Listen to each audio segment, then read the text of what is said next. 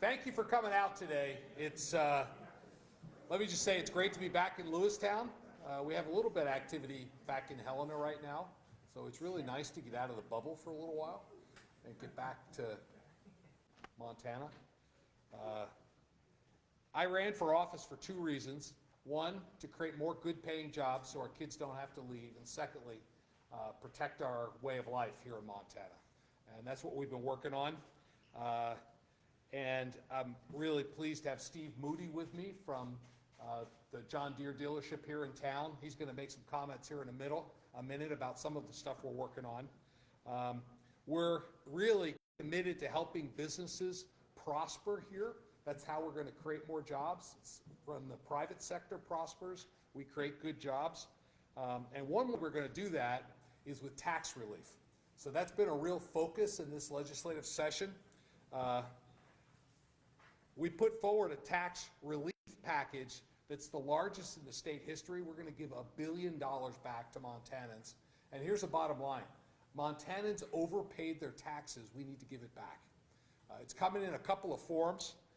First, we're going to provide permanent income tax rate reductions for all Montanans. The rate that most Montanans pay is going to come down significantly.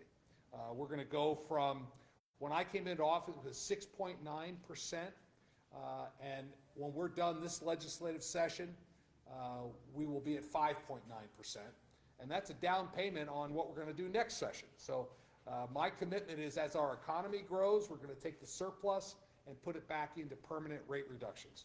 We're also going to provide meaningful property tax relief in the form of direct rebates to individual homeowners across the state. I've asked for $2,000 for every Montana homeowner paid in 2023 and 2024. This is going to be relief. In some counties, that's as much as a 50%, up to 100% rebate on the taxes you paid on property. Again, it's targeted to Montana residents on their primary home. In addition, it's important that we help young families. So I've proposed a $1,200 per child tax credit for lower income families with kids under the age of 6.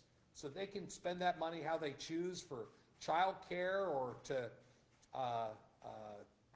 help one of the spouses stay home with the kids or put it into diapers, however they want to spend it.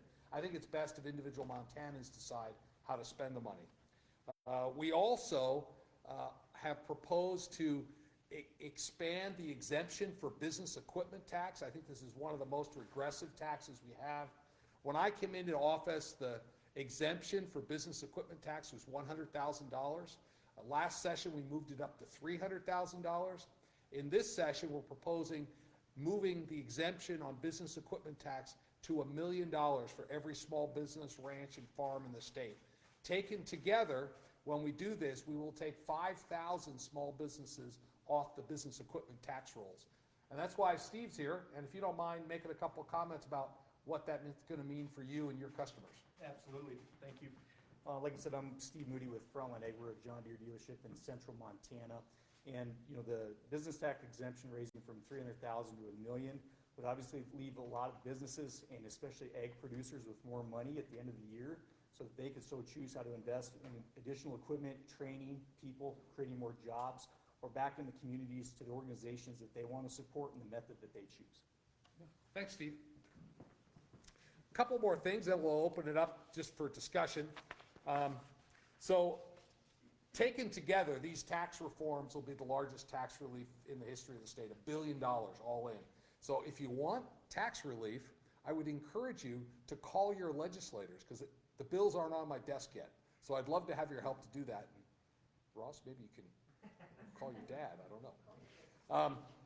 The other thing we've been working on is red tape relief, and I want to give a shout out to the Lieutenant Governor. I asked her to do this on my second day in office. We've gone through every line of every regulation in every agency. We've done outreach to industry groups, whether it's the realtors, the stock growers, the grain growers, all the hospital association, and all in, we've put together, we now have before the legislature 170 red tape relief bills. And to give an idea of the magnitude of this effort, just one bill that's going to focus on licensure reform, so we have reciprocity for nurses and teachers with other states, that bill alone, it's just one of the 170 bills, that bill's 400 pages long. Just removing regulations and making it easier for people to work here. So it's meaningful relief. You're going to see it removed. Again, the legislature has already passed 82% of these bills, either out of the House or out of the Senate.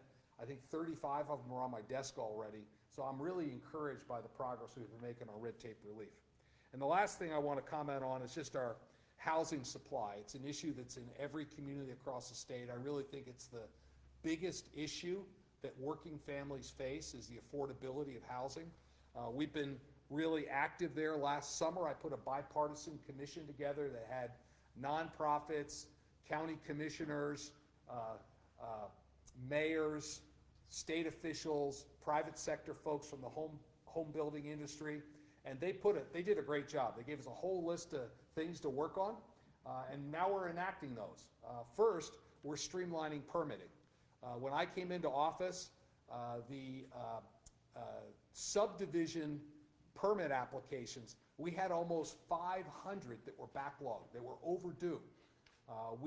By changing leadership, paying some overtime, telling them where the goalposts were, we now have 0 subdivision permits at the state that are overdue.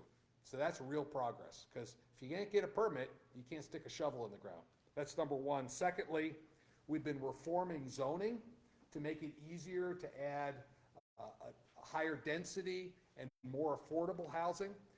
It's interesting that when you build a home in Montana and across the nation, 25% of the cost is regulations.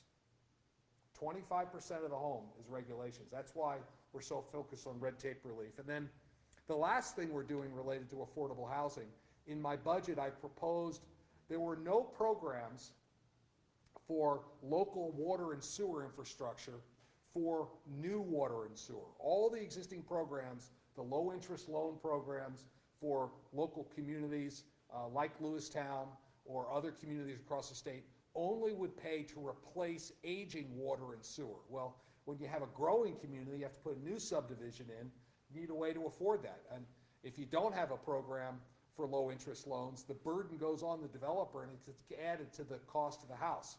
So we have set aside from our surplus $200 million that will be available to municipalities like Lewistown and others to get low interest loans from the state if they're putting in new water and sewer for new subdivisions that's adjacent to existing municipal services. And a lot of money comes with strings. The string we're going to put on this one, it's got to be workforce housing. So it's higher density. And this will make affordable, attainable housing more accessible for more working families across the state. So I'm encouraged by that. Again, I need the legislature to approve it, but we put it in front of them. I think it's good policy. So my focus every day is creating better opportunities for all hardworking Montanans. I think we have a good budget. In addition to the things I've mentioned, we're fixing what's broken in the state, our mental health system, our state prison. We've doubled the rainy day fund, and we still had money left over. So we've proposed to the legislature that we're going to pay off all of Montana's general obligation debt. We'll be debt-free here in 23. And it just shows you what you can do if you're fiscally responsible. You can invest in the things you need to. You can give money back in taxes, and that removes the friction so more people can prosper. So I appreciate you coming out today. Steve, I appreciate you being here. We'll wrap up this live stream, and then happy to visit and hear what's on your mind. Thank you.